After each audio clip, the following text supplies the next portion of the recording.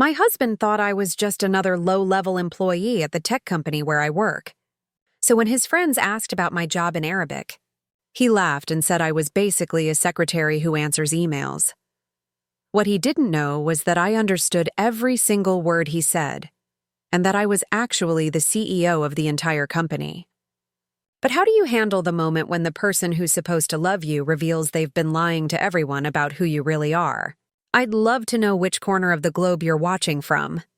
And if this story speaks to you, make sure to subscribe. Tomorrow's video is one you absolutely can't miss. The marble countertop felt cool beneath my fingertips as I arranged the cheese board, making sure everything looked perfect for our dinner party.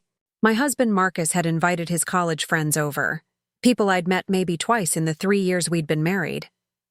I didn't mind hosting, but something about tonight felt different. Marcus had been unusually invested in the details, checking the wine selection 3 times and adjusting the lighting in our dining room like we were preparing for a photo shoot. Sophia, are they almost ready?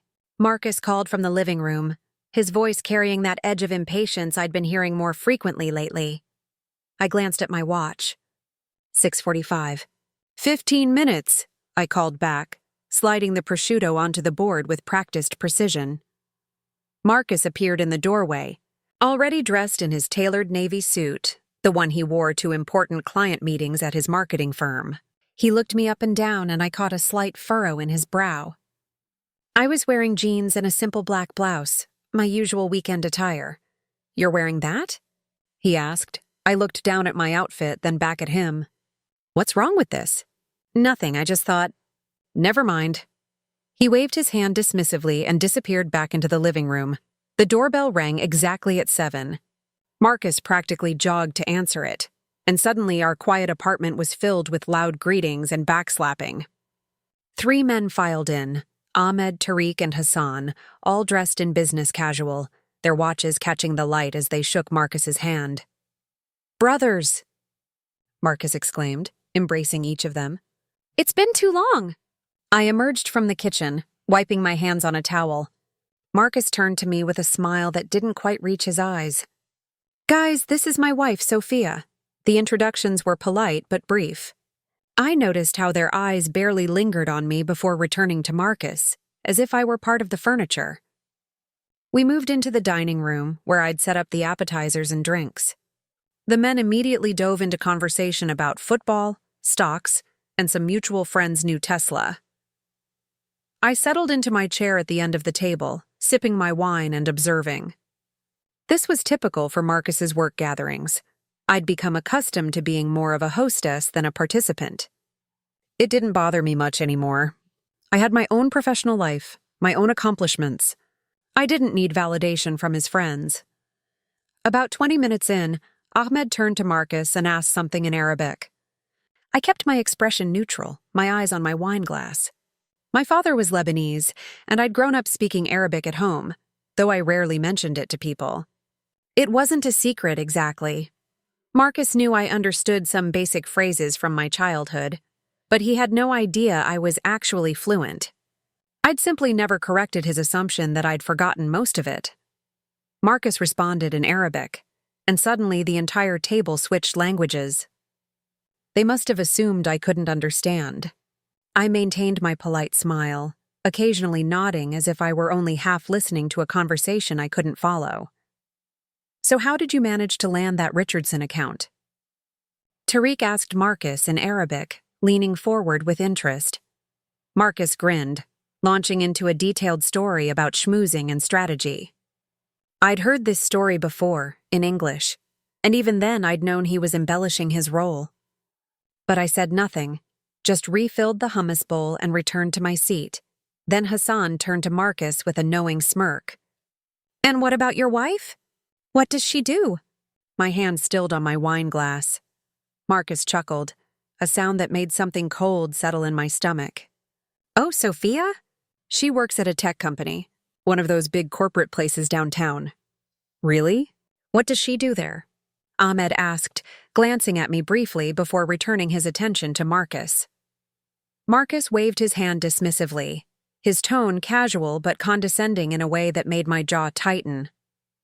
"She's basically a secretary. You know, answers emails, schedules meetings, that kind of administrative stuff. Nothing too complicated. The other men nodded, losing interest immediately. Hassan raised his glass. Well, at least she has something to keep her busy while you're building your empire, right? They all laughed. Marcus laughed with them. I took a slow sip of my wine. The taste suddenly bitter on my tongue. Honestly, Marcus continued in Arabic, his voice dropping to a more confidential tone, I don't really talk to her much about my work. She wouldn't understand most of it anyway. Different worlds, you know. But she's good at the home stuff. Cooking, hosting, keeping things organized. That's important too, Tariq offered diplomatically, though his tone suggested he didn't really believe it. Sure, Marcus agreed. I mean, someone has to make sure the house runs smoothly while I'm out there making real money. My fingers gripped the stem of my wine glass so tightly I thought it might snap. Ahmed leaned back in his chair. Do you ever worry about her working at one of those tech companies? I've heard the culture can be pretty intense. Marcus actually laughed at that. Intense? For secretaries, come on. She leaves at 5 every day, probably spends most of her time chatting with other assistants about their weekends. It's basically a paid social club for her. More laughter. I stood abruptly, the legs of my chair scraping against the hardwood floor. All 4 men looked at me in surprise. Excuse me, I said in perfect English, my voice steady. I need to check on the main course. I walked into the kitchen, my heels clicking with each deliberate step. Behind me, I heard them switch back to English, the conversation shifting to safer topics: sports, cars, vacation plans. In the kitchen, I braced myself against the counter, taking 3 deep breaths. My phone buzzed in my pocket. I pulled it out to find an email from my executive assistant. Board meeting reminder, Tuesday 9 a.m., quarterly reports attached. I stared at the screen, then at the oven where the lamb was roasting, then back toward the dining room where my husband was entertaining his friends with stories of his success while reducing my accomplishments, to scheduling appointments and answering phones. Marcus had no idea that the tech company downtown, where I worked, was actually Vision Tech Industries, one of the fastest-growing software companies in the region. He didn't know that the administrative stuff I did involved running a company with over 800 employees and annual revenue exceeding $200 million. He'd never bothered to ask about the details of my work, and I'd never volunteered them. In the beginning, it had seemed like we were both so focused on our own careers that we simply gave each other space. I hadn't realized that space had become a chasm filled with his assumptions and dismissiveness. The oven timer beeped.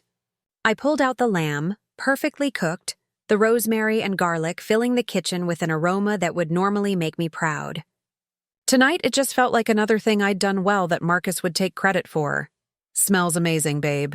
Marcus called from the dining room, his voice cheerful and oblivious. I plated the food with mechanical precision, arranging the roasted vegetables alongside the sliced lamb, drizzling the pan sauce just so. When I returned to the dining room with the first 2 plates, the men's eyes lit up. Wow, Sophia. This looks incredible, Hassan said, and for a moment, I thought I detected genuine appreciation. Thank you, I replied, my voice pleasant but distant. I served everyone, then took my seat. They dug in immediately, praising the food between bites. Marcus beamed as if he'd prepared it himself. You're a lucky man, Ahmed said to Marcus. Beautiful wife, good cook, and she lets you be the breadwinner without competition. That's rare these days. Marcus raised his glass in agreement. I really am. I cut into my lamb slowly, each slice deliberate and controlled. The conversation continued around me, occasionally dipping back into Arabic when they wanted to discuss something they assumed I couldn't understand. Gossip about mutual acquaintances, complaints about their wives' spending habits, speculation about business deals.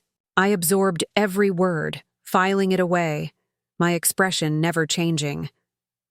By the time dessert was served, a chocolate tart I'd picked up from the French bakery Marcus loved, I'd made a decision. I wasn't sure exactly what I was going to do yet, but I knew one thing with absolute certainty. My husband was about to learn that assumptions could be very, Very dangerous. As I watched Marcus laugh with his friends, completely unaware that I'd understood every dismissive word he'd said about me, I felt something shift inside me. Not anger exactly, though that was there too. It was more like clarity. The kind of clarity that comes when someone shows you exactly who they are, and you finally believe them. A lot of love and effort went into bringing this story to life. If you're enjoying it, we'd be so grateful if you'd subscribe to our channel. Now back to where we left off. The evening wound down around 10. The men thanked me perfunctorily for the meal, directing most of their gratitude toward Marcus as if he'd manifested the food through sheer willpower. I smiled and nodded, playing the role of the gracious hostess one more time. When the door finally closed behind the last guest, Marcus turned to me with a satisfied grin. That went great, don't you think? The guys loved the food. I'm glad, I said quietly, gathering empty glasses from the living room. You okay? You seem tired. Just a long week at work, I replied, which was true, though not in the way he'd imagined. Marcus yawned and stretched. Yeah, I know the feeling. I'm exhausted too. Big presentation on Monday? He headed toward the bedroom. Mind finishing up the cleanup? I need to prepare some materials before bed. Of course, I said. As I loaded the dishwasher in the silent kitchen, my phone buzzed again. Another email, this one from our VP of Operations. Sophia, just flagging that we have the company-wide town hall next Thursday. Let me know if you need anything prepared for your address. I dried my hands and typed back a brief response. Thanks, Jennifer. I'll be ready. Then I stood there in our expensive kitchen, in our expensive apartment, married to a man who thought I was a secretary, and I started to plan. Monday morning arrived with the kind of crisp autumn air that usually energized me. I'd barely slept, my mind churning through everything Marcus had said at the dinner party. As I stood in front of my closet, I made a deliberate choice.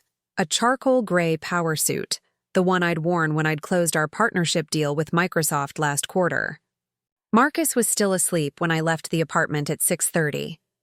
The drive to VisionTech's headquarters took 20 minutes in light traffic. Our building dominated the skyline in the tech district, 15 floors of steel and glass with our logo visible from the highway. I pulled into my reserved spot in the underground garage, the one with CEO S. Chen, painted in bold letters on the concrete wall. My assistant, Jennifer Martinez, was already at her desk when I arrived on the executive floor.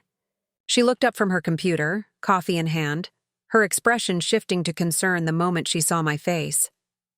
Rough weekend? She asked. You could say that. I dropped my bag on the leather sofa in my office. Floor-to-ceiling windows overlooked the city, giving me a view that Marcus had never seen. He'd never once asked to visit my workplace. Jennifer followed me in, tablet ready.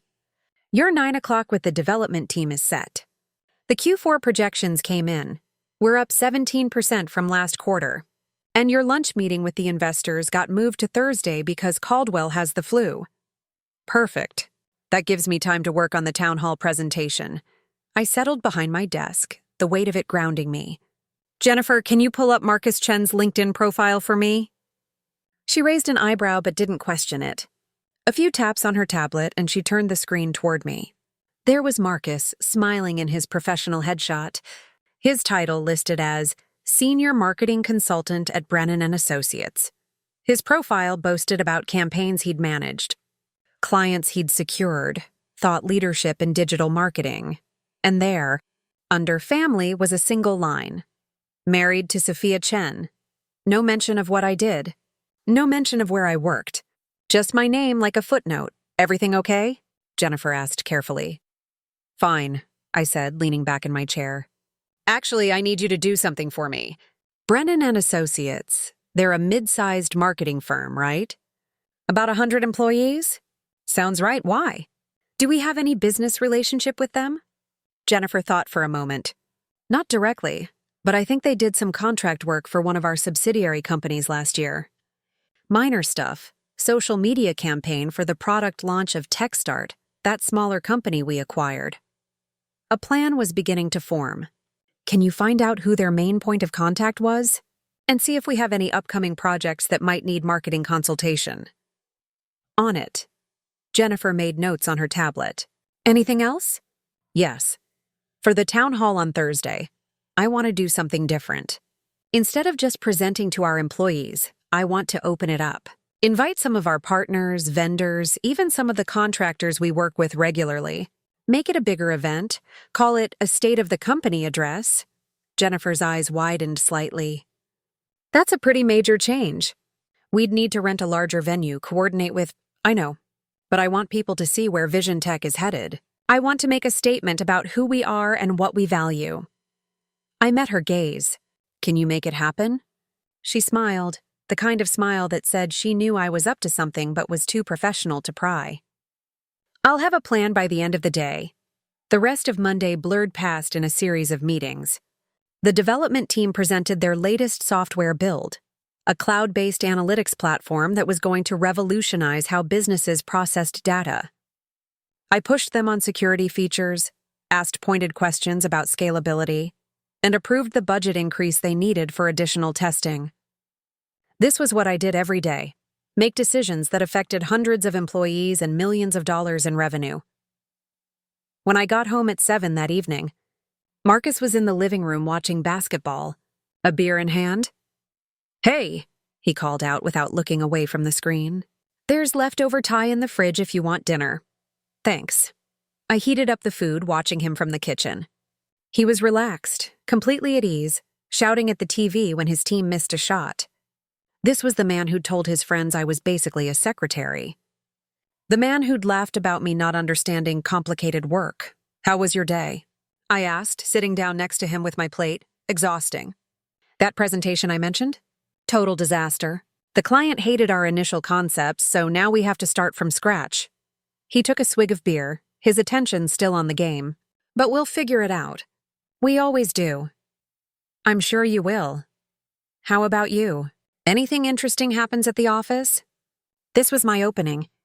I could tell him right now.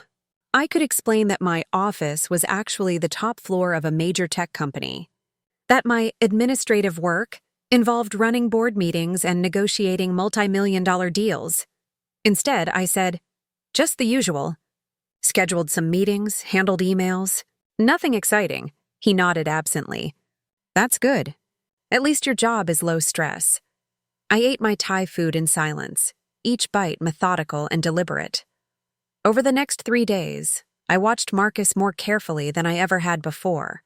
I noticed how he'd take calls in the other room, how he'd drop names of companies and executives he'd worked with, how he'd explain marketing strategies to me in oversimplified terms, as if I were a child learning about business for the first time.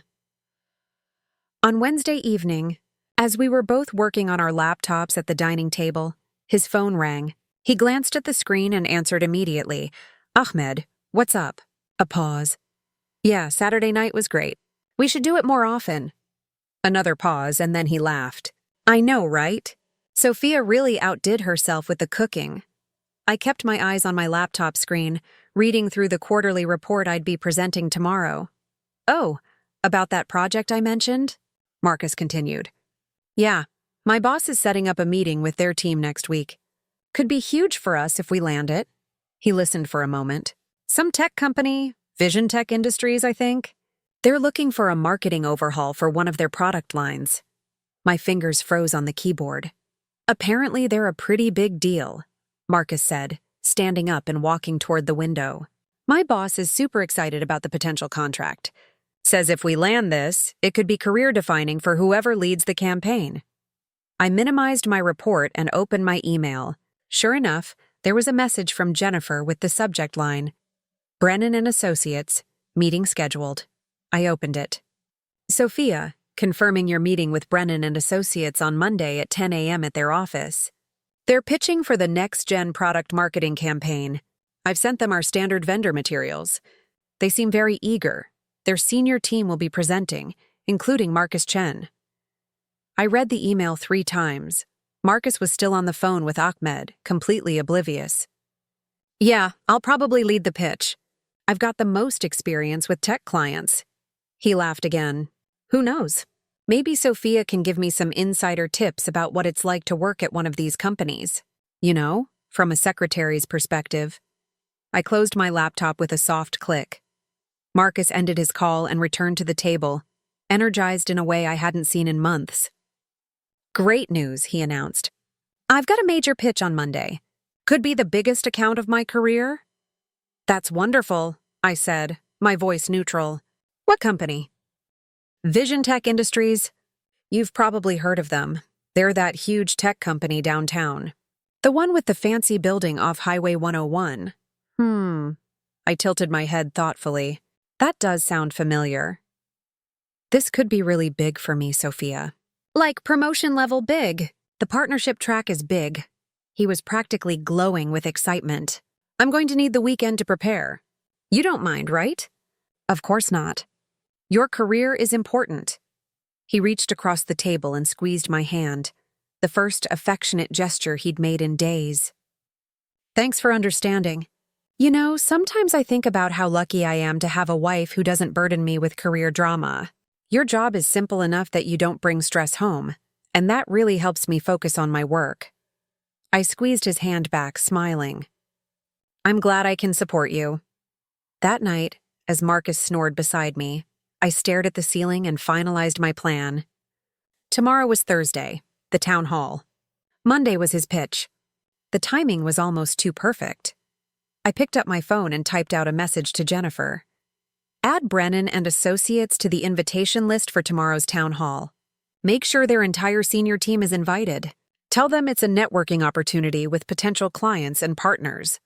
Her response came through a minute later. Done. This is going to be interesting. I smiled in the darkness. Interesting was one word for it. Thursday morning. I dressed in my best navy suit, the one I'd worn when Forbes had interviewed me for their 40 Under 40 feature last year. Marcus was already gone, having left early for his important presentation that he'd mentioned at breakfast. He'd barely glanced at me before rushing out the door. I arrived at the convention center where Jennifer had arranged for the town hall to take place. The space was massive, easily able to hold the 300 people we'd invited. Employees from Vision Tech were already filing in, along with partners, vendors, and contractors.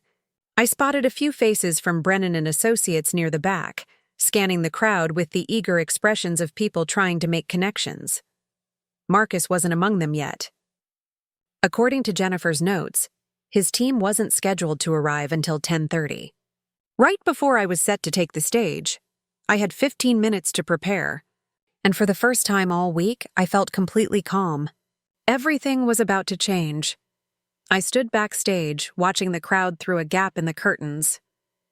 The convention center hummed with conversation, employees greeting each other, vendors exchanging business cards, partners discussing potential collaborations. Jennifer had outdone herself with the setup. A massive screen dominated the stage, currently displaying the Vision Tech logo in animated blues and silvers. Professional lighting cast a warm glow over the 500 seats that were rapidly filling up. 5 minutes, Ms. Chen, the event coordinator said. Adjusting his headset, I nodded, smoothing down my suit jacket. My heart was beating faster than normal, but not from nervousness about the presentation. I'd given dozens of these talks. No, this was something else entirely. Anticipation mixed with something that felt dangerously close to satisfaction. Through the curtain gap, I saw them arrive. Marcus walked in with 4 colleagues from Brennan and Associates, including his boss, Richard Brennan himself. They were dressed sharply, carrying leather portfolios, looking around the space with impressed expressions. Marcus said something to Richard, gesturing at the stage setup, probably commenting on the production value. They found seats in the middle section, about 10 rows back. Perfect positioning, not so far that he'd miss anything, but not close enough to have realized yet what was about to happen. 2 minutes, the coordinator announced. Jennifer appeared at my elbow, tablet in hand. Everyone's seated. We're ready when you are. And Sophia? She gave me a knowing look. Good luck, I smiled. I don't need luck. I have facts. The lights dimmed. Conversation faded to hushed whispers. I took my position at the side of the stage, hidden by the heavy velvet curtains. On the screen, a video began to play. A montage of Vision Tech's journey over the past 5 years. Employees collaborating, products launching, satisfied clients sharing testimonials. The soundtrack swelled with motivational music. Then my voice came through the speakers. From a recorded introduction. Good morning. I'm Sophia Chen, and I'm honored to welcome you to Vision Tech Industries' State of the Company address. I watched Marcus's section. He was scrolling through his phone, barely paying attention. Why would he? He thought this was just a networking event his boss had dragged him to. He had no reason to connect the name Sophia Chen with his wife. We'd kept my maiden name professionally. Chen was one of the most common surnames, and he'd never bothered to ask what name I used at work. The video ended. The lights on stage blazed to life. Please welcome our founder and CEO, Sophia Chen. I walked onto the stage to applause that filled the convention center like thunder, and I watched the exact moment Marcus looked up from his phone. His expression went from bored to confused in the span of a heartbeat. He squinted at the stage, as if his eyes were deceiving him. Then his mouth fell open slightly, his phone nearly slipping from his hand. He turned to Richard, said something, but his boss was already clapping, attention fixed on the stage. I reached the podium and smiled at the audience, letting the applause fade naturally. Thank you all for being here today. For those of you who don't know me, and I suspect there are quite a few of you in that category, I'm Sophia Chen. I founded Vision Tech Industries 6 years ago with a simple vision: to create technology that doesn't just solve problems, but anticipates them. My eyes swept across the audience, briefly landing on Marcus. He looked frozen, his face pale, his colleagues still clapping beside him while he sat motionless. Today, I want to share with you where we've been, where we are, and where we're going. I clicked the remote, and the screen behind me lit up with our quarterly results. Last quarter, we exceeded our revenue projections by 17%. We launched 3 new products, expanded into 4 international markets, and increased our workforce by 22%. Our employee satisfaction scores are at an all-time high, and our client retention rate stands at 94%. The audience responded with enthusiastic applause. I let the numbers sink in, watching various faces in the crowd, proud employees, impressed partners, and one utterly shell-shocked marketing consultant in the 10th row. But numbers only tell part of the story, I continued, my voice carrying easily across the space thanks to the excellent sound system. What really matters is the culture we've built here. Vision Tech succeeds because we value every single person who contributes to our mission. From our software engineers to our customer service representatives, from our senior executives to our administrative staff, everyone matters. Everyone's work has dignity and importance. I paused deliberately. In fact, some of the most crucial work in any organization happens behind the scenes. The people who keep operations running smoothly, who ensure communication flows properly, who manage the thousands of details that make everything else possible, they are not just anything. They are essential. Marcus had gone from pale to red. Richard leaned over and whispered something to him. Marcus shook his head, his hands gripping the armrests of his seat. I say this because I've encountered an unfortunate attitude in some professional circles. The idea that certain roles are less valuable than others, that some contributions matter less, that administrative work is somehow simple or unsophisticated. I smiled, but there was steel in it. Let me be clear. That attitude has no place at Vision Tech, and it has no place in any organization that values excellence. Several employees nodded in agreement. I noticed Jennifer in the front row, fighting back a smile. Now, let's talk about partnerships. I clicked to the next slide, which showed our vendor and partner relationships. Vision Tech has always believed in collaborative relationships. We work with the best marketing firms, the best suppliers, the best consultants. But we also expect our partners to share our values: respect, integrity, and genuine commitment to excellence. I let my gaze drift to the Brennan and Associates section. In fact, we have several potential partnerships under consideration right now. We'll be making decisions about those in the coming weeks, and I assure you, We're looking for partners who understand that every role, every person, every contribution has value. Richard was now staring at Marcus with an expression that suggested he was connecting dots. Marcus looked like he wanted to sink through the floor. Over the next 30 minutes, I'll walk you through our strategic initiatives, our product roadmap, and our vision for the future. But first, I want to address something personal. I took a breath, and the room went completely silent. Building a company like this requires sacrifice. It requires long hours, difficult decisions, and sometimes it requires keeping your professional and personal lives separate. So separate that the people closest to you might not even know what you do all day. A ripple of knowing laughter went through some of the employees. Several people nodded. They understood the struggle of work-life balance. I've always believed that your career doesn't define your worth, but it does define your contribution. And everyone's contribution matters, whether you're running a company or running the infrastructure that makes that company possible. I looked directly at Marcus's section, though I kept my expression neutral, professional. The worst thing we can do is diminish someone else's work, especially when we don't fully understand it. I clicked to the next slide, our product roadmap. Now, let's dive into what's coming next for Vision Tech. For the next 25 minutes, I presented our strategy with the confidence that came from knowing every detail intimately. I discussed our AI integration plans, our expansion into healthcare technology, and our sustainability initiatives. I fielded questions from the audience with precision, demonstrating command of everything from technical specifications to market analysis. Marcus didn't move the entire time. He sat rigid in his seat, his face cycling through expressions: shock, disbelief, embarrassment, and something that might have been fear. When I concluded the presentation to a standing ovation, I smiled and thanked everyone for coming. Please join us in the reception hall for refreshments and networking. My executive team and I will be available to discuss any questions or opportunities you'd like to explore. Thank you. The applause followed me as I walked off stage. The moment I stepped into the backstage area, Jennifer was there with a bottle of water and a triumphant grin. "That was incredible," she said. "Did you see his face?"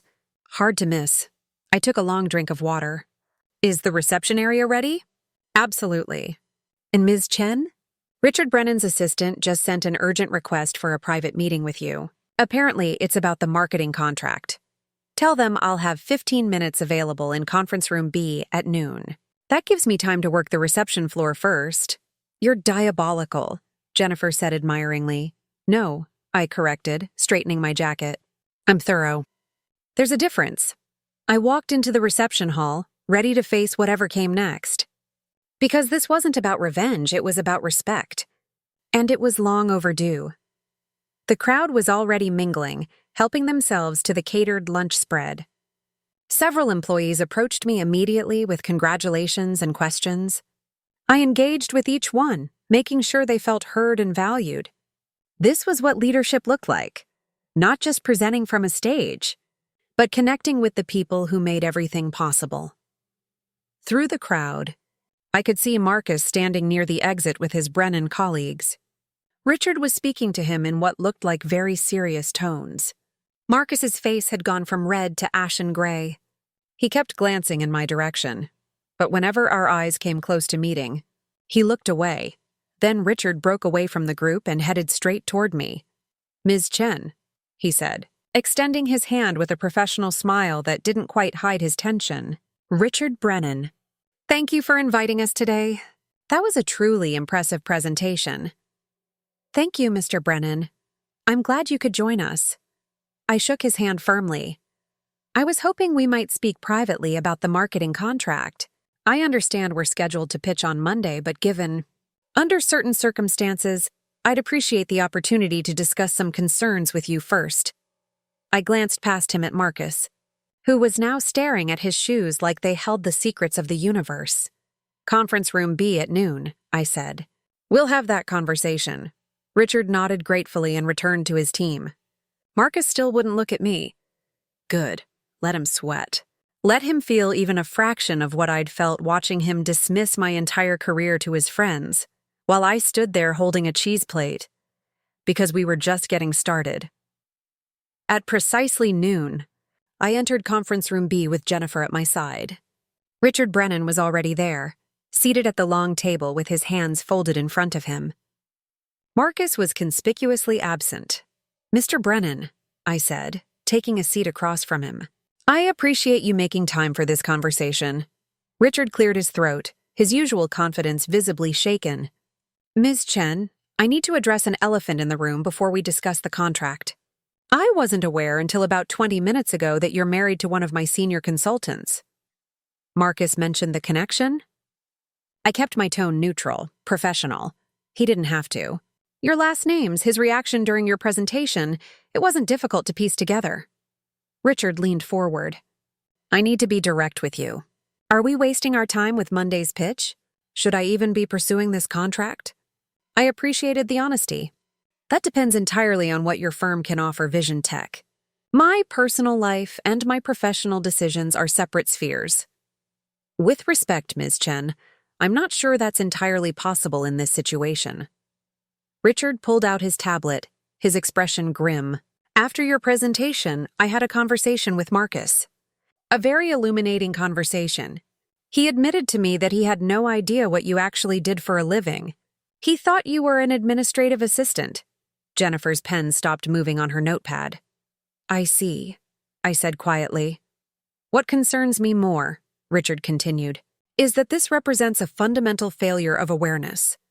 Marcus is supposed to research clients, understand corporate structures, and identify key decision-makers. The fact that he didn't even know his own wife was the CEO of a company we're trying to win as a client." He shook his head. "It's embarrassing, Ms. Chen, for him and for my firm. So you're withdrawing from the pitch?" "I'm considering it. But first, I need to understand something." Richard met my eyes. "Did you know Marcus would be involved in this pitch when you scheduled this town hall?" I could have lied.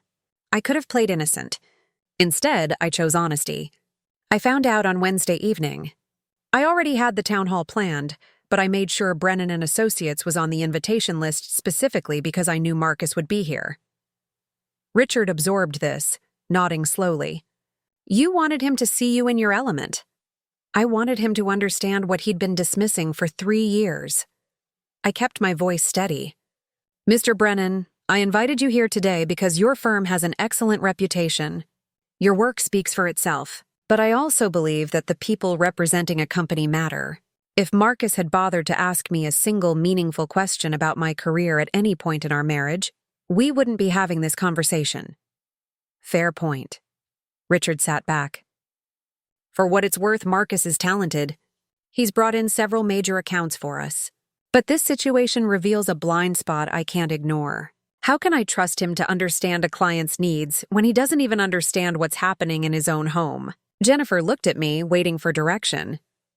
"I'll be honest with you," I said. "I don't want to destroy anyone's career. But I also won't compromise Vision Tech's standards because of personal entanglements. If Brennan and Associates wants to pitch on Monday, you're welcome to. But I expect the team leading that pitch to demonstrate they've done thorough research, that they understand our company culture, and that they respect every level of our organization." Richard nodded thoughtfully. "And Marcus? That's your decision as his employer. I won't interfere either way." "Understood." Richard stood, extending his hand. "I appreciate your candor, Ms. Chen. I'll need to think about how we proceed. Can I give you an answer by the end of Friday?" "That's acceptable." I shook his hand. "Thank you for your honesty." After Richard left, Jennifer turned to me. "You know Marcus is probably pacing a hole in the reception hall floor right now." "I'm aware. Are you going to talk to him?" I checked my watch. 12:20. "Not here, not now. I have 1 o'clock with the development team, and I need to review the analytics platform specs before then. My marriage crisis will have to wait until after my professional obligations are met."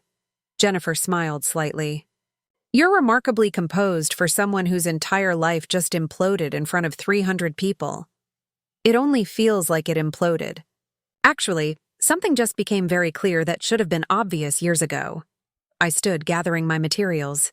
"Come on, let's get back to actual work." The rest of the afternoon passed in a blur of productivity. I met with the development team, approved budget allocations for Q1, reviewed 3 vendor proposals, and had a video conference with our Singapore office about the Asian market expansion. Every meeting reminded me of why I loved this job: the challenge, the impact, the satisfaction of solving complex problems with intelligent people who respected my abilities. Marcus called my cell phone 4 times. I declined each call and sent them to voicemail.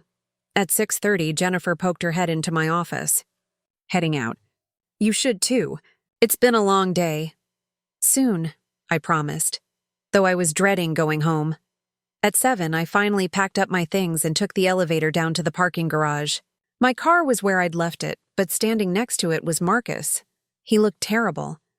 His tie was loosened, his hair disheveled from running his hands through it repeatedly. When he saw me approaching, he straightened up, his expression somewhere between desperate and defiant.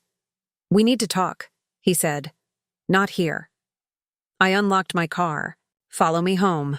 Sophia, please just let me." "Home, Marcus." My voice was firm. "You don't get to have this conversation in my workplace parking garage." He flinched at the emphasis on my workplace, but nodded. The drive home felt surreal. I watched his headlights in my rearview mirror, following me through familiar streets that suddenly felt different. Everything feels different now. The world hadn't changed, but my understanding of my place in it had shifted fundamentally. We parked in our building's garage and rode the elevator up to our apartment in silence. Other residents glanced at us curiously. We must have looked tense enough to be noticeable. Inside the apartment, I dropped my bag on the entry table and walked straight to the kitchen. I needed something to do with my hands. I filled a glass with water and drank it slowly while Marcus hovered in the doorway. "How long have you been lying to me?" he finally asked, his voice rough. I set down the glass carefully. "Lying? I never lied, Marcus." "You never asked. Don't give me that." "You let me think. I let you assume," I corrected. "There's a difference. Every time you asked about my day, I told you the truth. I had meetings. I made decisions. I worked on projects. You're the one who filled in the blanks with your own assumptions. You said you did administrative work." "No, you said I did administrative work. At the dinner party last Saturday, in Arabic, to your friends. You said I was basically a secretary who answers emails and schedules meetings. You said I wouldn't understand complicated business concepts. You said my job was a paid social club." My voice remained calm, but each word landed like a stone. "I never said any of that." "You did." Marcus's face went pale again. "You understood everything we said that night?" "Every word." "My father is Lebanese, Marcus. I grew up speaking Arabic. Did you forget that? Or did you just never bother to ask how fluent I actually was?" He slumped against the doorframe. "I thought, you said you only knew basic phrases." "You assumed I only knew basic phrases." "I told you I spoke it growing up. You never asked me to clarify." I crossed my arms. "But that's not really the problem, is it? The problem is that you were embarrassed of what you thought I did. You actively misrepresented my career to your friends to make yourself look better." "I wasn't, that's not..." He struggled for words. "I just didn't want them to think. I mean, they're all so competitive about their careers and their wives' careers, and I thought..." "You thought it would reflect poorly on you if your wife had a simple job." I finished for him. "So, you made sure to emphasize how uncomplicated and unimportant my work was. How I wouldn't understand your world. How grateful you were to have a wife who didn't compete with you professionally." Marcus opened his mouth, then closed it. There was no defense for what he'd said, and we both knew it. "For 3 years, I continued, my voice quieter now but no less intense, you never once visited my office, never asked to meet my colleagues, never inquired about what projects I was working on or what challenges I was facing.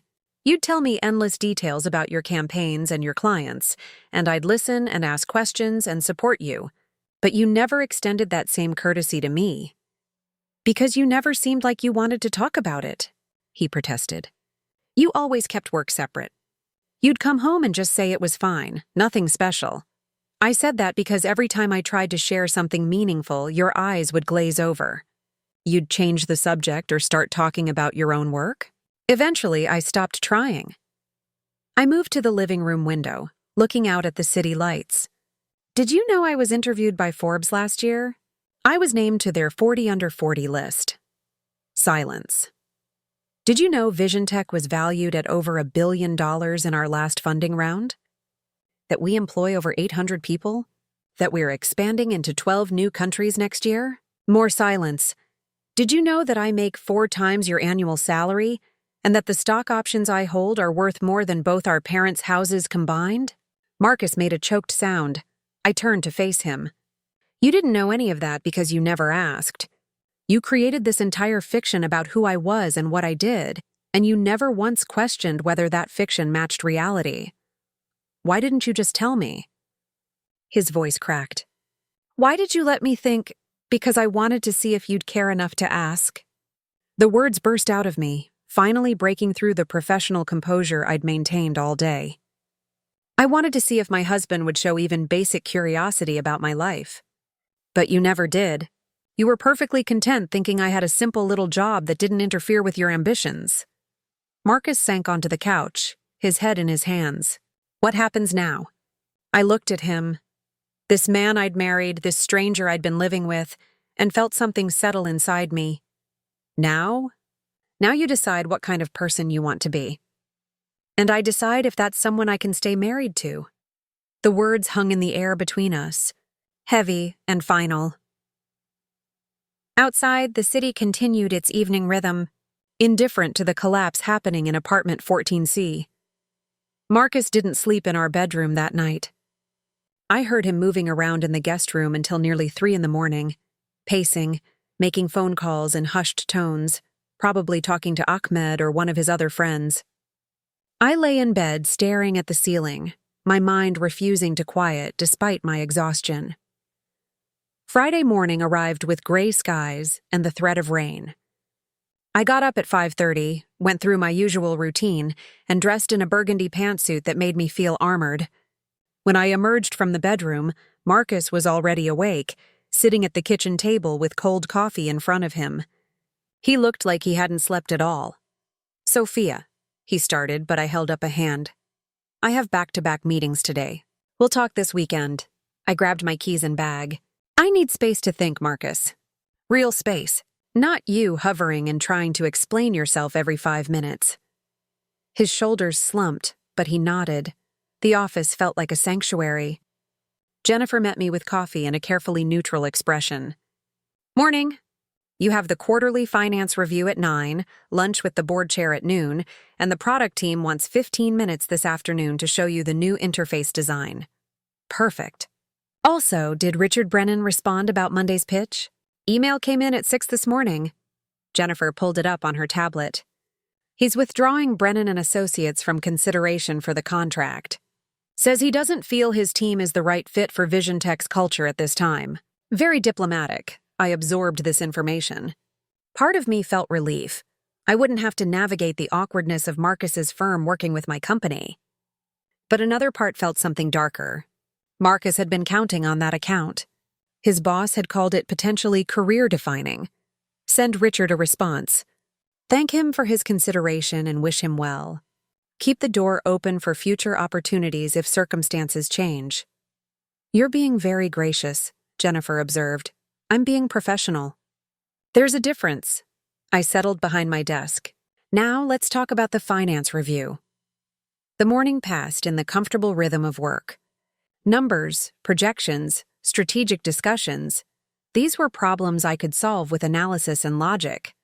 Unlike my marriage, which seemed to defy any rational solution. At 11:40, my personal phone buzzed. A text from an unknown number. Sophia, this is Ahmed. Can we talk? It's important. I stared at the message. Ahmed, one of Marcus's friends from the dinner party. One of the men who'd laughed when Marcus called me a secretary. I typed back, I'm at work. If this is about Marcus, tell him to speak to me directly. The response came immediately. It's not just about Marcus. Please, coffee after work? I owe you an explanation. Against my better judgment, I agreed to meet him at a cafe near my office at 5:30. The board chair lunch went well. Victoria Hastings had been mentoring me since I'd founded Vision Tech, and she could read my mood immediately despite my professional demeanor. "You're distracted," she said over salads at her favorite bistro. "What's going on?" I'd always valued Victoria's counsel. She was in her 60s, had built and sold 2 successful companies, and navigated more corporate politics than I could imagine. So I told her everything: the dinner party, the Arabic conversation, the town hall reveal, the confrontation with Marcus. Victoria listened without interrupting, her sharp blue eyes never leaving my face. When I finished, she set down her fork with precision. "Let me ask you something," she said. "If Marcus were a business partner instead of a husband, and he'd consistently undervalued your contributions, dismissed your expertise, and misrepresented your role to others, what would you do?" "I'd end the partnership," I answered immediately. "Exactly. Because you'd recognize it as fundamentally disrespectful and unsustainable." She took a sip of wine. "Now, I'm not saying your marriage is identical to a business partnership. Marriage has emotional components that business doesn't. But respect? That should be non-negotiable in both." He says he didn't know. That I never told him. "Sophia, you're one of the most brilliant people I know. If you'd wanted him to understand your career, you would have found a way to make him understand. The question is, why didn't you want to?" That stopped me cold. Victoria continued gently. "Sometimes we keep parts of ourselves hidden because we know, on some level, that the other person can't handle who we really are. We make ourselves smaller to fit into their perception of us. The question you need to answer is whether Marcus can accept the real you, not just intellectually, but emotionally. Can he handle being married to someone more successful than him? Because that's what this is really about." I sat with that truth as we finished lunch. Victoria was right. I'd kept my professional life separate not just because Marcus hadn't asked, but because I'd sensed he couldn't handle it. I'd protected his ego at the expense of my own authenticity. At 5:30, I walked into the cafe to find Ahmed already there, sitting at a corner table with 2 cups of coffee. He stood when he saw me, looking almost as haggard as Marcus had that morning. "Thank you for coming," he said as I sat down. "I wasn't sure you would." "You have 15 minutes. Talk." Ahmed winced but nodded. "I need to apologize for Saturday night. The things we said about you, the way we laughed, it was disrespectful and wrong. I've been thinking about it all week, especially after what happened yesterday at the town hall." "You were there?" "No, but Marcus told me everything. And honestly, Sophia, it made me look at my own marriage differently." He wrapped his hands around his coffee cup. "My wife is a nurse. Emergency room? She saves lives every day, deals with trauma and chaos I can't imagine. And I realize that when my friends ask what she does, I say she's a nurse in this dismissive way, like it's less important than my finance job. Like her work is somehow simpler than mine." I waited, letting him continue. Seeing Marcus completely fall apart yesterday, realizing he had no idea who he'd actually married, it was like looking in a mirror. How many times have I minimized my wife's career? How many times have I assumed she doesn't understand complex things because I've never bothered to explain them or ask her opinion? Ahmed met my eyes. "You being CEO of a major tech company isn't the point. The point is that Marcus didn't respect your work regardless of what it was. And that's on him. Why are you telling me this?" "Because Marcus asked me to talk to you. He thinks if I apologize, it'll somehow make things better." Ahmed shook his head. "But that's not why I'm here. I'm here because I needed to say this out loud, to admit that I've been the same kind of husband Marcus was, and I need to change. And I wanted you to know what you did yesterday. Walking onto that stage and owning your accomplishments? It didn't just expose Marcus. It exposed all of us." I took a sip of the coffee he'd bought me. It was good. He'd remembered from 3 years ago that I preferred oat milk. "What's Marcus saying?" I asked, hating myself for caring but needing to know. "That he's an idiot. That he doesn't know how to fix this. That he's terrified you're going to leave him." Ahmed hesitated, and he got suspended from work today. Richard Brennan put him on a 2-week unpaid leave to reflect on professional boundaries and client awareness. Basically, a public humiliation without firing him outright. I felt a complex mix of emotions: satisfaction, guilt, concern, anger. That's not my fault. No one's saying it is. It's a consequence of Marcus's own actions, or his lack of awareness. But Sophia, he's spiraling. I've never seen him like this. Good, I said, surprising myself with the vehemence. Maybe he needs to spiral. Maybe he needs to feel a fraction of what I felt sitting at that dinner table listening to him mock my career while I pretended not to understand. Ahmed nodded slowly. You're right. He does need to feel that. But at some point, you'll have to decide if you want him to just suffer or if you want him to actually change. Those are different goals. After Ahmed left, I sat alone in the cafe for another 20 minutes, watching people come and go. Couples laughing over shared desserts, business people typing urgently on laptops, a woman my age reading a book, completely content in her solitude. My phone buzzed.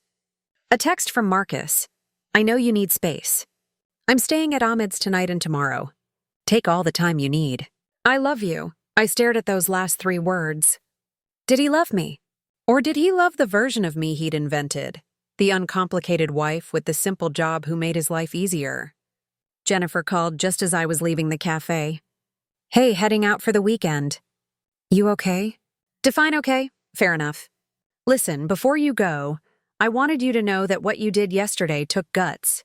A lot of the women on the executive team have been dealing with similar stuff, and seeing you refuse to make yourself smaller, it mattered. So whatever you're going through personally, professionally, you reminded everyone why you're the CEO. After we hung up, I drove home to an empty apartment. Marcus's absence was palpable. No basketball game on TV, no scattered work papers on the dining table, no cologne lingering in the air. I poured myself a glass of wine and stood at the window overlooking the city. Somewhere out there, Marcus was at Ahmed's apartment, probably dissecting every mistake he'd made. Somewhere in that same city, Richard Brennan was rethinking how his firm evaluated talent and awareness. And somewhere, Victoria Hastings was probably having a similar conversation with her own husband about respect and recognition. But here, in this moment, I was alone with the question that would determine everything. Did I want to save my marriage? Or did I want to save myself? Because Victoria was right. I'd made myself smaller to fit Marcus's perception. I'd hidden my light so he could shine brighter. And I couldn't do that anymore. The question was whether Marcus could handle the full brightness of who I actually was. Or if our marriage had been built on a foundation too weak to support the truth. Saturday morning, I woke up to silence. No basketball highlights blaring from the TV. No smell of burnt toast from Marcus's attempts at breakfast. No sound of him talking too loudly on a work call in the other room. Just silence. I made myself coffee and sat on the balcony despite the October chill. The city stretched out before me, already alive with weekend activity. People starting their days, living their lives, completely unaware that mine had fractured into before and after. My phone sat on the table, face down. I knew there were probably messages waiting, from Marcus, maybe from his friends, possibly from colleagues who'd heard through the grapevine about the town hall drama. But I left it there, untouched, while I drank my coffee and watched the world continue without me. At 10, I finally flipped the phone over. 12 messages. 3 from Marcus, all variations of I'm sorry and can we talk. 2 from my mother, who somehow already knew something was wrong despite me not telling her. 1 from Hassan, another of Marcus's friends from the dinner party, saying he wanted to apologize. The rest were work-related, nothing urgent. I responded to my mother first. I'm fine. Just working through some personal stuff. I'll call you next week.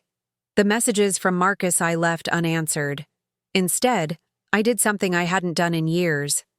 I went through our apartment looking at it with fresh eyes. The living room decor was all Marcus's taste. Minimalist, gray and white, abstract art on the walls that I'd never particularly liked. The bookshelf held his marketing textbooks, his thriller novels, and his collection of business biographies.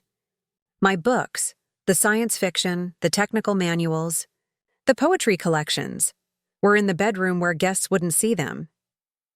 In the kitchen, the expensive espresso machine Marcus had insisted on sat prominently on the counter. My French press, which I actually preferred, was tucked in a cabinet. The wine rack held Marcus's preferred California Reds. My favorite Oregon Pinot Noir was relegated to the back small things. Individually meaningless, but together, they painted a picture of a life where one person's preferences took precedence while the other faded into the background. I pulled out my laptop and opened a document, titling it simply, "What I Want." Then I stared at the blank page for 20 minutes. What did I want? A marriage where I felt valued? That seemed obvious. But was it achievable with Marcus? Or did I want something more fundamental, a complete restart, a life built on authenticity rather than assumption? I started typing 1. A partner who asks questions and actually listens to the answers. 2.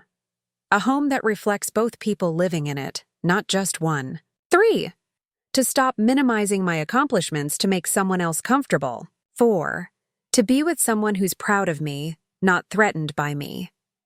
The list grew to 15 items before I stopped, staring at what I'd written. This wasn't just about Marcus anymore. This was about years of compromising myself in ways I hadn't fully recognized until they were laid out in black and white. My phone rang. I glanced at the screen. Victoria Hastings. "I'm not checking in on you for work," she said when I answered. "I'm checking in on you as a friend. How are you holding up?" "I'm making lists," I admitted. "Trying to figure out what I actually want from my life."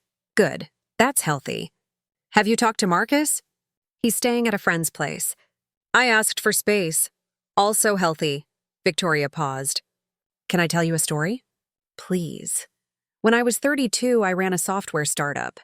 This was the 90s, so being a woman in tech was even harder than it is now. I was married to a man named David. Nice guy, supportive in his way. But whenever I'd come home excited about closing a deal or solving a technical problem, he'd listen for about 30 seconds before changing the subject to his day teaching high school English. I pulled my knees up to my chest, listening. It took me 3 years to realize that David needed to be the intellectual in our relationship.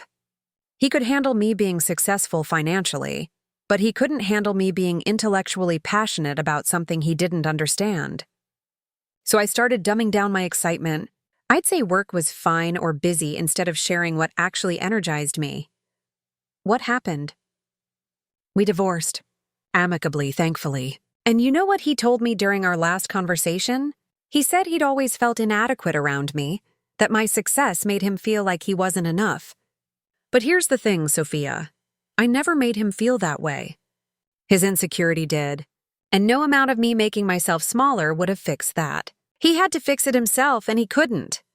Victoria's words settled over me like a weight. You think Marcus is the same? I think Marcus has to decide if he can handle being married to someone extraordinary without it threatening his sense of self. That's work only he can do. Your job is to decide if you're willing to wait around while he figures it out. And if you can forgive him even if he does. After we hung up, I sat with that question. Could I forgive Marcus? Even if he underwent some miraculous transformation and became the partner I needed? Could I forget the sound of his laughter when he'd told his friends I was basically a secretary? Around 2 p.m, my doorbell rang. I wasn't expecting anyone, and my first instinct was that Marcus had come back despite my request for space. But when I checked the peephole, I saw a woman I didn't recognize. Early 30s, professionally dressed, holding what looked like a portfolio case. I opened the door cautiously. "Can I help you?" "Ms. Chen?" "I'm Rachel Okoye. I'm a reporter for Tech Innovator magazine. I was at the town hall on Thursday, and I'd love to interview you for a feature we're doing on women-led tech companies." My first instinct was to say no. The last thing I needed was more public exposure while my personal life was imploding. But then I thought about all the years I'd kept quiet, all the times I'd let Marcus's comfort take priority over my own visibility. "I'm not really doing interviews right now," I started, but Rachel's expression stopped me. "Ms. Chen, I've been covering the tech industry for 8 years. And I've watched countless talented women downplay their achievements or avoid the spotlight because of personal complications. Whatever you're dealing with, and I'm not asking you to tell me, don't let it rob the industry of your story. There are thousands of women out there who need to hear from leaders like you. I considered this. Then I stepped back from the door.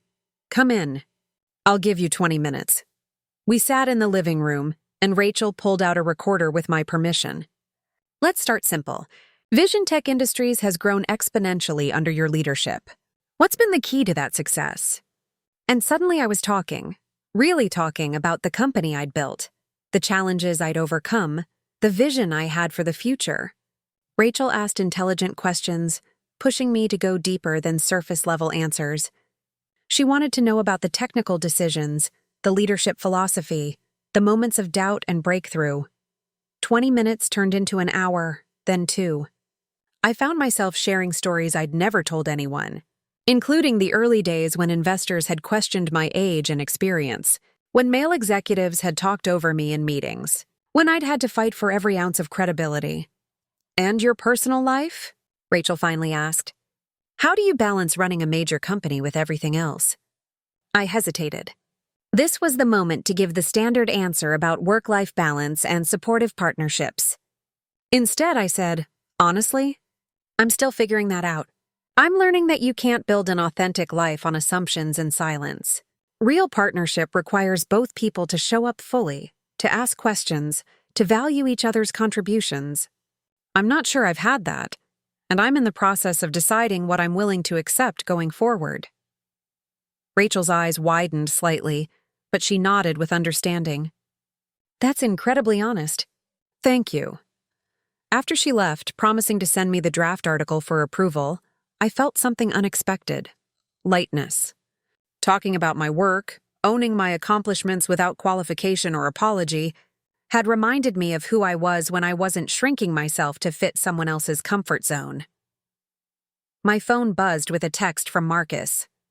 I know you need space, but please know I'm using this time to really think about everything. Ahmed helped me understand some things I hadn't seen before. Can we talk Sunday evening? I won't ambush you. Just name a time and place, I typed back. Sunday at 7 p.m., the coffee shop on Meridian Street. Public place, 1 hour, no drama. His response came immediately. Thank you. I'll be there. That night, I did something I hadn't done since college. I rearranged furniture. I moved Marcus's abstract art prints to the guest room and hung up my own favorite pieces. A vibrant landscape from a local artist. A vintage tech poster from the 80s, a photograph I'd taken in Iceland years ago.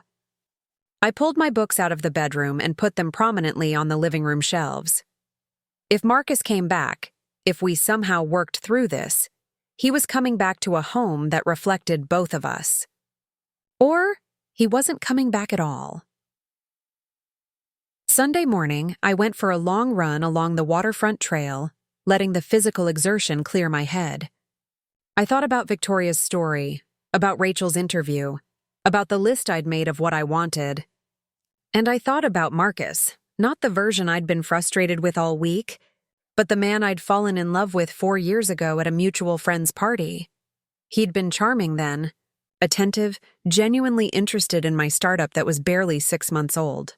He'd asked good questions, remembered details, and supported my early struggles. When had that shifted? When did curiosity become an assumption, and interest become indifference?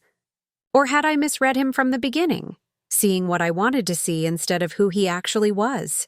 At 6:30 Sunday evening, I dressed carefully in jeans and a sweater, not trying to impress, not trying to intimidate, just being myself. I drove to the coffee shop early and secured a quiet corner table. At exactly 7 o'clock, Marcus walked in. He'd lost weight just in the few days since Thursday.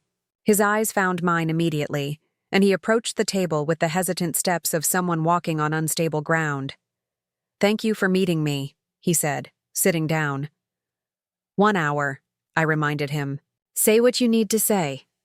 Marcus took a deep breath, and I prepared myself for whatever came next. Marcus sat across from me, his hands wrapped around a coffee cup he hadn't touched. The cafe buzzed with Sunday evening activity, students studying, couples chatting, a barista calling out complicated drink orders. But at our corner table, everything felt suspended. "I've been doing a lot of thinking," Marcus began, his voice rough. "And I need to start by saying that I'm sorry and don't even begin to cover it. What I said at that dinner party, what I've been doing for 3 years, there's no excuse." I waited, letting him continue. "Ahmed told me something on Friday night that I can't stop thinking about. He said that the problem wasn't that I didn't know you were a CEO. The problem was that I didn't respect you even when I thought you were an administrative assistant." Marcus finally met my eyes. He was right. I treated your work like it was less important than mine regardless of what I thought you did. That's what I'm really apologizing for. Not the misunderstanding, but the fundamental disrespect. "Go on," I said quietly. "I spent the whole weekend reading everything I could find about Vision Tech. Your Forbes interview, the Tech Innovator articles, the case studies they teach at business schools about your market strategy.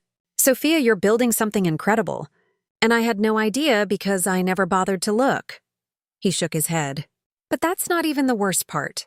The worst part is that I should have been interested in your work, even if you were answering phones. I should have asked about your day, your challenges, what made you excited or frustrated. I should have treated you like a partner." I took a sip of my tea, processing his words. They were good words, the right words. But I'd learned in business that words were easy. Action was what mattered.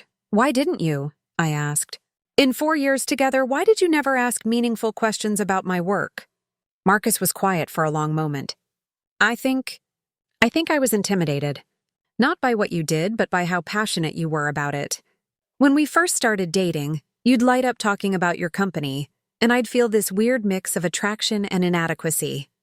You were building something from nothing, taking huge risks, and I was just doing marketing campaigns for other people's products. So you dealt with that feeling by dismissing my work entirely? I dealt with it by telling myself your work was simpler than mine, less important. That way, I could feel like I was the successful one in the relationship. He looked down at his hands. It sounds horrible when I say it out loud. It is horrible, Marcus. You protected your ego by diminishing me. I know, and that's why I don't know if you should forgive me. I spent 3 years being the worst kind of partner, the kind who needs you to be smaller so he can feel bigger. He finally took a drink of his coffee. Ahmed asked me something yesterday. He said, "Can you handle being married to someone more successful than you?" And I realized I don't know the answer. I want to say yes. I want to believe I can be proud of you without it threatening me. But I've never had to actually prove it. This honesty surprised me. I'd expected excuses, deflection, maybe even anger. Instead, Marcus was owning something most people couldn't, that he wasn't sure he could be what I needed. "Richard Brennan suspended me," Marcus continued. And honestly, he was right to. I'm supposed to research clients, understand their organizations, and identify key decision makers. The fact that I couldn't even do that with my own wife's company? It showed a massive blind spot. He called it professional negligence rooted in personal assumptions. That's actually pretty accurate. He also told me something else. He said that the best leaders ask questions instead of making assumptions. They listen more than they talk. They recognize expertise even when it makes them uncomfortable. Marcus smiled sadly. Basically, he described everything I haven't been doing with you. I set down my tea, studying the man across from me. He looked genuinely broken, genuinely remorseful.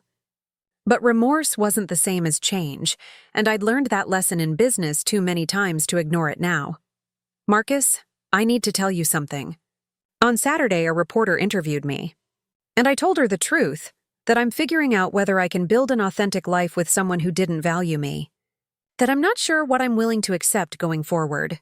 He flinched but nodded. "What did she ask you?" "She asked how I balance running a company with my personal life. And I realized I haven't been balancing anything. I've been compartmentalizing, keeping my professional success separate from my marriage because I knew, on some level, that you couldn't handle it." "You were protecting me," Marcus said quietly. "I was protecting both of us. You from feeling inadequate and me from having to face that my husband didn't actually see me." I leaned forward. But I can't live like that anymore. I rearranged our apartment this weekend. I put my books on the living room shelves. I hung up on art I actually like. If you come home, you're coming home to a space that reflects both of us. Or you're not coming home at all. Marcus absorbed this. I deserve that. And Sophia? I want to come home to that apartment. I want to see your books and your art and all the parts of you I've been too self-absorbed to notice. But I understand if you can't let me. I need time, I said. Real time. Not a few days of you feeling sorry, but months of you proving that you can actually change. That you can handle being married to someone successful without diminishing them. What does that look like? I'd thought about this during my run that morning. Therapy. For both of us individually, and couples therapy together. You work on your insecurity, and I work on why I've been willing to accept so little. And we see if there's something worth salvaging underneath all the damage. I'll do that.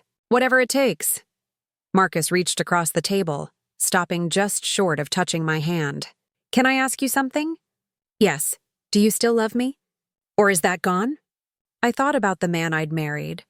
The one who'd brought me soup when I was sick, who'd celebrated my small victories, who'd once made me laugh until I cried. Then I thought about the man who'd mocked my career to his friends while I pretended not to understand. I love who you were, I said honestly.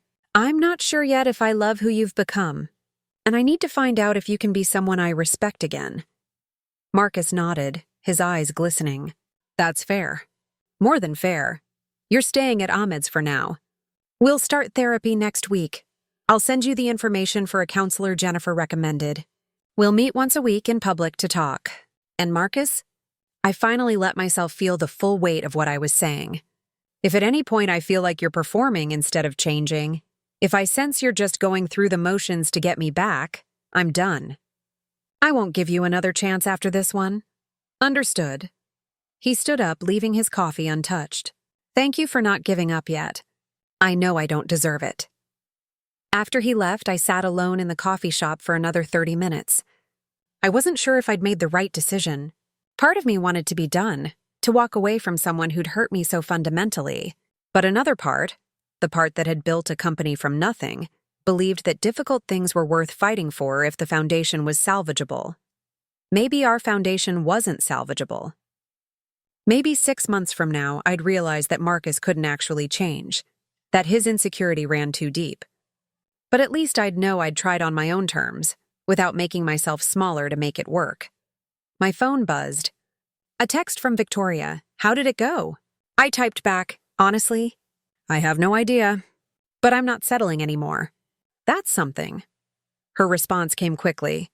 That's everything. Monday morning, I walked into Vision Tech headquarters with my head high. Employees greeted me with smiles that felt different than before, warmer, more genuine. Word had spread about the town hall, about the revelation, and while I knew there was probably gossip, I also sensed respect. Jennifer met me with coffee and an iPad. Morning. You have the product review at 9, the vendor meeting at 11, and lunch with the team leads. Also, the Tech Innovator piece comes out next week. Rachel sent over the final draft for your approval. It's excellent. Good. Let's make today productive. As I settled into my office, looking out at the city skyline, I thought about everything that had happened. A week ago, I'd been living a half-truth, married to someone who didn't know me, running a company while pretending my success was smaller than it was. Now I was standing in the full light of who I actually was. My marriage might not survive it. Marcus might not be able to rise to meet me where I stood. But I wasn't going to dim myself to find out, because I'd learned something crucial in the past week. I could live without Marcus. I'd built a successful company, earned respect from industry leaders, and created something meaningful. But I couldn't live without respecting myself. Whatever happened next, whether Marcus proved he could change, whether our marriage evolved or ended, I was no longer the woman who kept quiet while someone diminished her.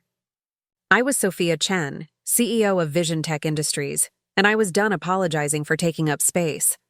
My phone buzzed one more time. A text from Marcus. First therapy appointment scheduled for Wednesday. Thank you for the chance. I read it twice, then set my phone down and opened my laptop.